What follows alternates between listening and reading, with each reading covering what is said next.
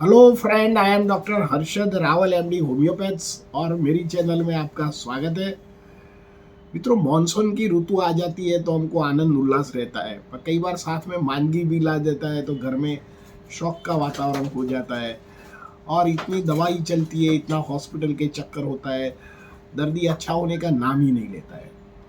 तो आज का जो हमारा जो टॉपिक है, तो मॉनसून ऋतु के जो पेट के मेन रोग है, तो इसके बारे में हम बात करेंगे। मित्रों, मॉनसून ऋतु में सनलाइट कम होने के कारण बैक्टीरिया, वायरस, फंगस, पैरासाइट्स का ग्रोथ ज़्यादा हो जाता है। तो इससे हमारा फूड और पानी और जो मिल्क होता है, एक कॉन्टामाइजेशन हो जाता है, इन्फेक्टेड हो जाता है। और कई बार हम इम्यूनिटी कम होने के कारण बहुत सारे पेट के रोग हो जाते हैं।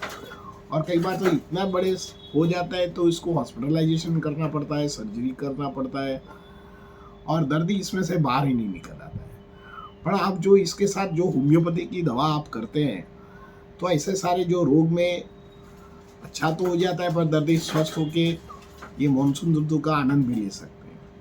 तो मित्रों, जो पर्टिकुलरली ये मानसून ऋतु में एक तो सबसे पहले आपको पेट की समस्या ज़्यादा रहती है। पेट में एक तो गैस बनता है।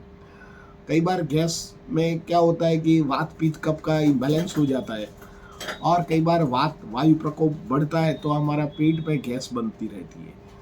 दर्दी को कई बार एक गैस ऊपर चढ़ती है तो छाती में जलन होता है, खट्टे डकार आता है, और वर्टिगो होता है, जिसको हाइपर एसिडिटी बोलते हैं।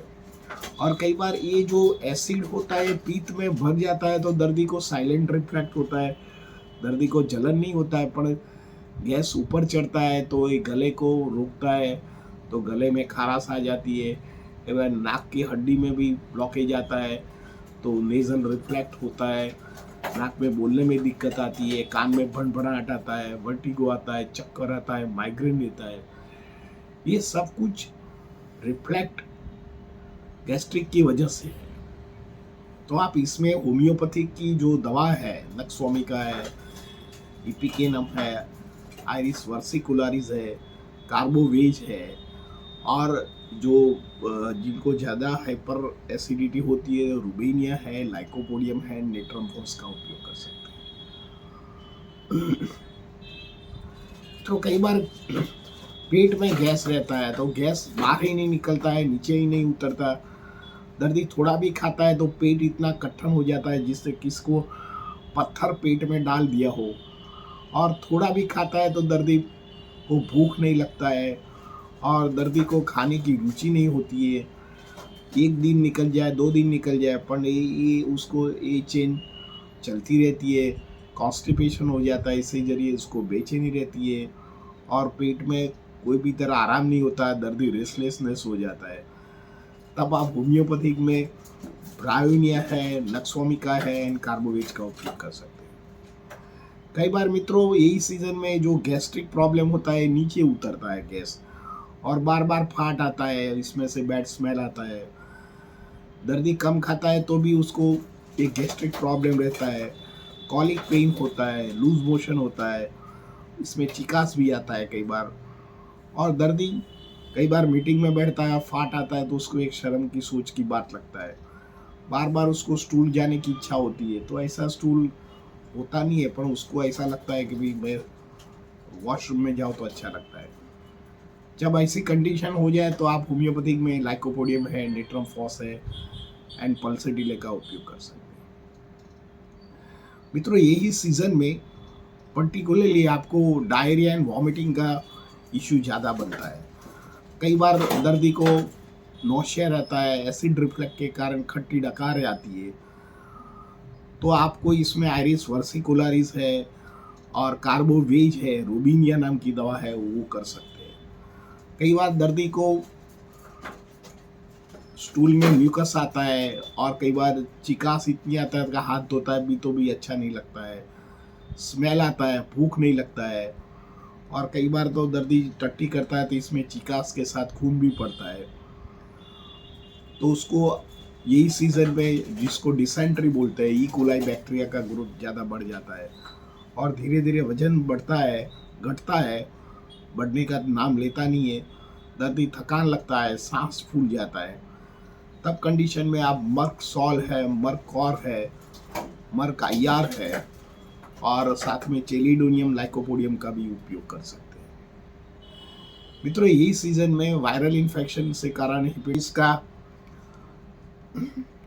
हिपेटाइटिस का कारण बन सकता है। तो आप होम्योपैथिक में जो यही सीजन में हिपेटाइटिस रहती है तो आप चेलिडोनियम लाइकोपोडियम एंड नेटल का उपयोग कर सकते हैं।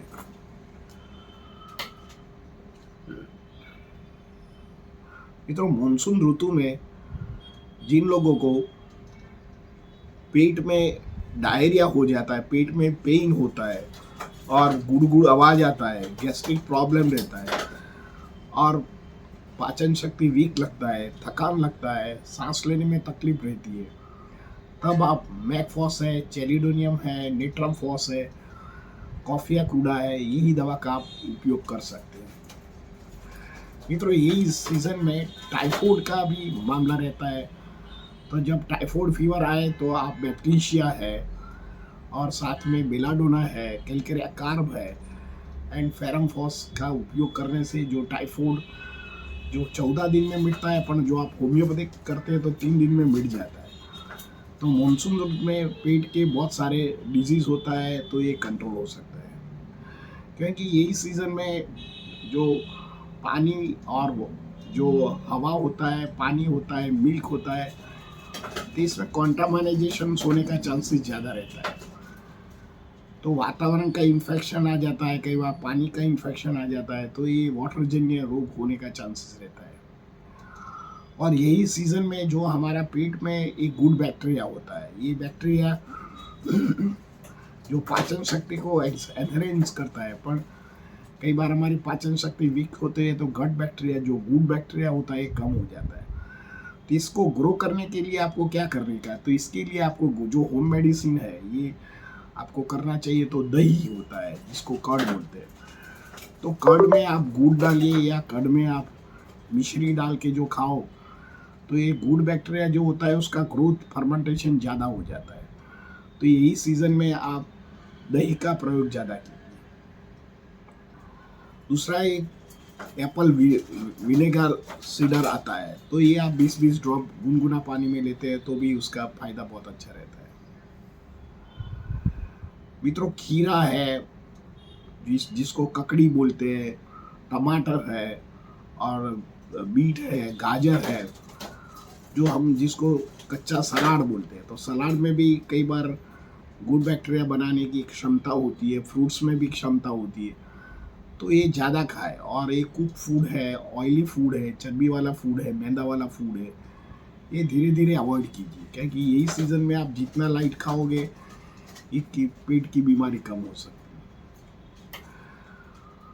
मित्रों, यही सीजन में थोड़ा योगा है, वॉक करो, वॉकिंग करो, प्राणायाम करो, ये भी आपके लिए अच्छा है। आपने देखा होगा कि हमारे जो इंडियन एंशिएंट है, हमारा जो ऋषि मुनि थे, हमारा जो परदादा थे, उन्होंने यही सीजन में फास्टिंग का एक क्रम बनाया है। कई बार हम चतुर्मास करते हैं, कई बार श्रावण मास करते हैं और बहुत सारे उत्सव आते हैं। इसका पीछे का लॉजिक ऐसा है कि हम जो खाने में कुछ चेंजेस लाए, तरीका लाए या फास्ट करें, एक दिन रेस्ट करें हमारे स्टमक को, तो स्टमक में जो वात पित्त कफ है ये बैलेंस हो जाता है, क्योंकि ये इस सीज़न में वात और पित्त का एक प्रकोप बढ़ता है। इसके जरिए पेट के बहुत सारे रोग हो जाते हैं। आप हेल्दी हो तो भी बीमार पड़ जाते हैं और ये दवा में से बाहर ही निकल आते हैं। और क्योंकि शरीर को नेचुरल मेडिसिन चाहिए तो हम आधुनिक केमिकल वाली दवा लेते हैं, तो ये दवा को अमुक हद तक तो उसको टेम्परेरी होल्ड करते रहता है, पर दर्दी इसमें से बाहर आने में बहुत लॉन्ग टाइम जाता है। तब तक तो उसकी जो हेल्थ भी खराब हो जाती है और इकोनॉमिक के लिए भी वो खराब हो जाते हैं और पैसा भी उसको बर्बाद हो जाता है। और कई बार दर्दी को मेंटली हैरेसमेंट भी हो जाता है और एंजाइटी न्यूरोसिस का भी शिकार हो जाता है। तो आप जितना यही सीज़न में आप छोटा छोटा उपवास कीजिए, हेल्दी खाना खाइए, थोड़ा कच्चा खाना खाइए, फ्रूट्स है, सलाद है, तो आपकी जो पाचन शक्ति अद्भुत रहेगा, अच्छा रहेगा और बैलेंस भी करेगा। ये तो इंटरमिटेंट फास्टिंग कीजिए। इंटरमिटेंट फास्टिंग के लिए आपको रात को खाना खा लिया हो तो दूसरे दिन 2 बजे ही खाइए। आपका स्टमक को 12 से 14 घंटे तक उसको रेस्ट रखिए। इससे क्या होता है कि जो शरीर में पीएच लेवल होता है उसको बैलेंस करता है, वजन बढ़ता नहीं है, वात प्रकृति बढ़ता नहीं है, थकान नहीं होता है, पाचन शक्ति अच्छा रहता है, गैस बनता नहीं है, और आपके जो इंटेस्टाइन की जो पेरिस्टाल्टिक मूवमेंट है वो भी ठीक करता है। तो आप ये सब कीजिए तो आपको ये जो मानसून ऋतु में जो बहुत सारे जो डिजीज है, पेट की समस्या है, जिसको गैस्ट्रिक प्रॉब्लम है, एसिडिटी का प्रॉब्लम है, जिसको रिफ्लेक्ट का प्रॉब्लम है, जिसको नेजोफेरेंजियल रिफ्लेक्ट बोलते हैं, कई बार साइलेंट रिफ्लेक्ट के कारण, क्योंकि कई बार क्या होता है कि हमारा जो एसिडिटी होता है, एसिड्स होता है, ये पीत में मिक्स हो जाता है, तो कई बार छाती में जलन नहीं होता है, पर ये गला और नाक को ब्लॉक कर देता है। तो हम नाक को और गला की दवा लेते हैं, पर गला का नाक का प्रॉब्लम नहीं है, और प्रॉब्लम पेट का है, जिसको लैरिंजोफेरेंजियल रिफ्लेक्स बोलते हैं, एलपीआर बोलते हैं। तो ये कारण उसका पेट है, और पेट हमारा शरीर का एक इम्पोर्टेंट ऑर्गन है, सेकंड ब्रेन बोलते हैं। तो जितना आपको अच्छा ब्रेन, पेट अच्छा रहेगा, इसका आपको मेंटली एंड फिजिकली बैलेंस रहोगे। तो मित्रों, यही सीजन में आपको मैंने जो बताया ऐसे तरह आप फॉलो करोगे तो मानसून ऋतु के आपको पेट का कोई भी रोग नहीं होएगा, स्वस्थ रहोगे और अच्छा रहोगे। मित्रों, मेरा ये वीडियो आपको कैसा लगा? अच्छा लगता है तो लाइक कर दीजिए, शेयर कर दीजिए। धन्यवाद।